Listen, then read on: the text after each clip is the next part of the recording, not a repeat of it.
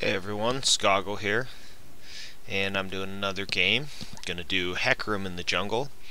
His jungle opponent is Xin Zhao, and he's gonna have a smiteless blue. He started with wolves.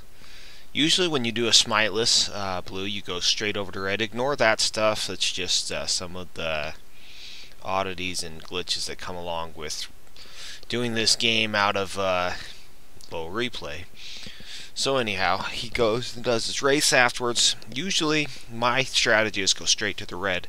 So if this is unusual to you, it's a little bit unusual to me, but I know it used to be go blue, race, or wolves, blue, race, wolves, but part of that is to get your smite back up, or nearly back up. But anyhow, maybe it's a glitch and he doesn't he use smite. I don't really know, so. Or this is a different strategy, as Hecarim's more of a farmer than a ganker. Early first few levels, maybe he doesn't want to hit 3 and gank right away, so this is a different strategy that I'm not aware of with Hecarim, so he is a better Hecarim player than me, so I would maybe trust him on this, but I usually go right to red buff if I went smiteless. And maybe I just don't know what I'm talking about. But anyhow, he's going to take the race and clear out and make sure he didn't get invaded that way. Just good little pathing trick to make sure you're not being invaded. Always be checking your lane, see how it's going. Teemo is zoning the crap out of Nasus, so he really doesn't have much reason to go top. And so his best ganking is going to be in mid right now. The other nice part about making mid your ganks is all it has to do is put a little pressure on, burn a summoner spell, do some damage. It doesn't really matter. Akali's fairly weak, not really strong until level 6. So anything you're able to do to help Twisted Fate do a little better in that early phase. We'll get Twisted Fate to 6 so that he can roam, make a difference, and make life harder on Akali. But it keeps you within your Wraiths and Wolves pathing while still applying map pressure. You don't want to, when you're farming jungle, you don't want to completely forget about your lanes. Bottom lane's hard to gank because of everything, but you can watch some of the power of this gank is right here he's going through a ward. I know that you weren't supposed to see that because you wouldn't have seen that. He wouldn't have seen it, but you can assume that bottom's warded. So this is right through a ward. So there's a ward here. It's not like this is unwarded. And this is right through a ward. They were able to pick up a kill and really take Caitlyn low. And get a great gank right through a ward.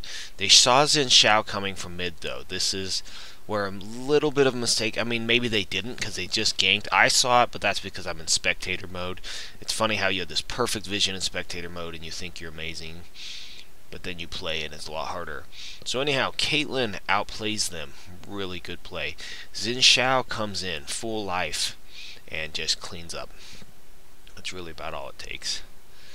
And Xin Zhao goes to town. Now Xin Zhao's quite a bit ahead of Hecarim, and yes, I did pick this. Hecarim does win this matchup, so he gets that Spirit Stone thingy, and that does the 20% bonus damage and then true damage on hit, so he's going to be able to clear really fast.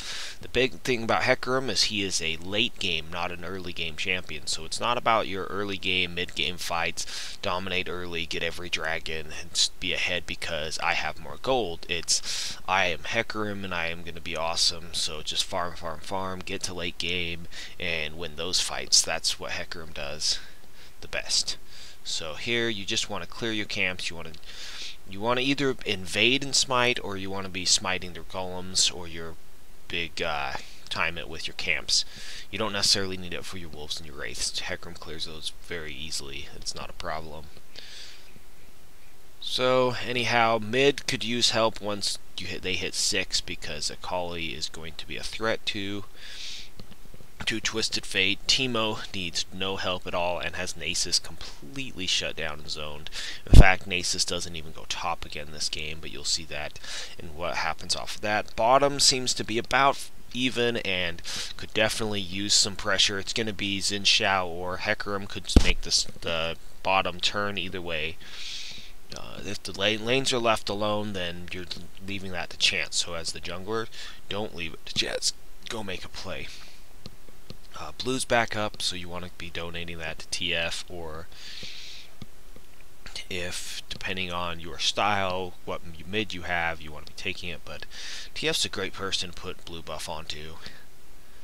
The only thing is, with Hecarim, is once you get levels and gold, he becomes a huge monster, but so does TF. You want TF to be ganking and feel like he's invincible too, so you can always pass this off. I'm definitely not advocating you don't do that. So, now he's going to have to do something to one of the lanes, because he's going to have to even out some. Even if as a farming jungler, he's still behind Xin Zhao by about 500, but even as a farming jungler, you've got to be able to make plays, especially when you're behind. Xin Zhao's a little bit ahead because he was able to clean up and come get that double kill.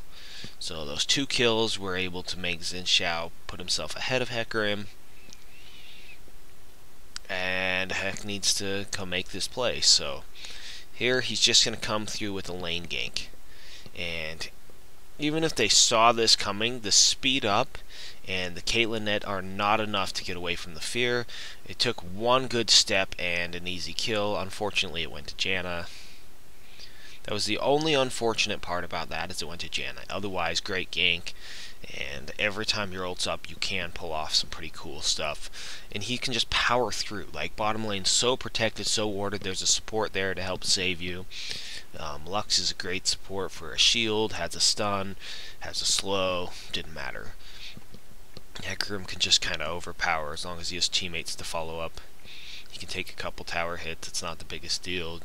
Janna has a shield and a knock away in case of bad things. And unfortunately, even with the lane swap and how far Nasus was behind, with the Xin Zhao gank, it was enough to take out TF. TF isn't exactly mobile.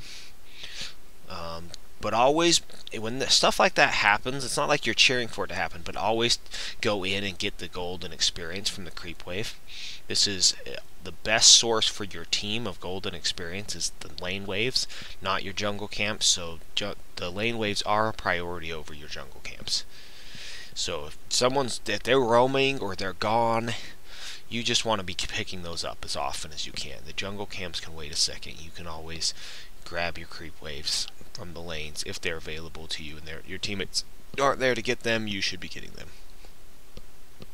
And you can see how your team doesn't have it warded. You can assume sometimes their team doesn't. Never not gank because you think it's always warded. Now, if they respawn properly, then just don't waste too much time and go somewhere else. But it's just a note I'm putting into this game, not something that happened in this game. So because of the swap, now Teemo might need help again. Like, Teemo was doing so good, had his lane won, and they made a great swap. They did a great thing in keeping this game under control, because otherwise they could have just starved Nasus and made him useless.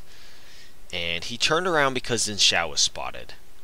That little bit of that moment where Xin Zhao was spotted, he's able to come around, turn around, and then Twisted Fate walked right back into Xin Zhao, and he could have backed off very easily and gotten himself safe.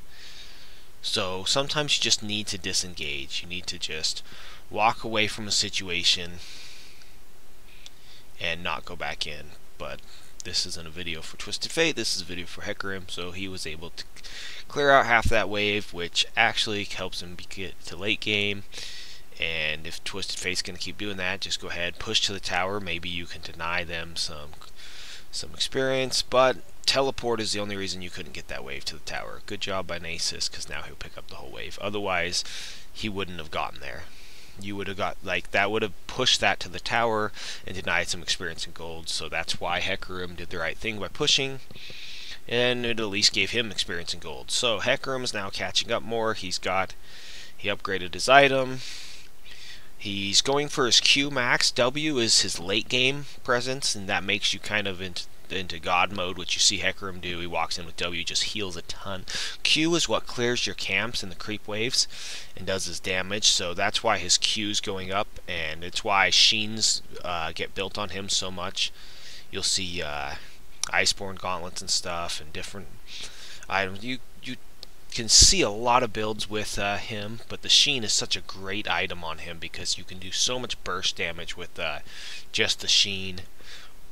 It's why Frozen Heart, that gets his CDR down a little bit, makes him do so much damage just because he can spam Q. His W just makes him invincible, just really hard to kill because it heals for so much. But it's more of his late game, mid game fight presence. Q is how he gets there because he can just clear camps rampantly, just do whatever he wants to the camps and just clear them all day. So at this point he's just got to clear. Twisted Fate keeps dying, so you may not want to keep giving him blues.